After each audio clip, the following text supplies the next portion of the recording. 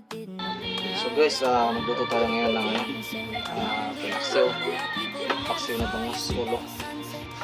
Muna itong recipe kaming gabi guys. Ito itong luto recipe. Paksiw yan. Purong suka ng tuwa. Saka magluluto rin tayo ng andadra ulam dali na combo. Curry scramble. Curry scramble na to kasi scramble na to lahat.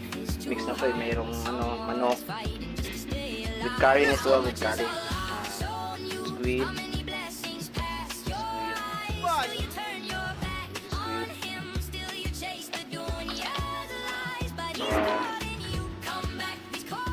Yung tahong mo.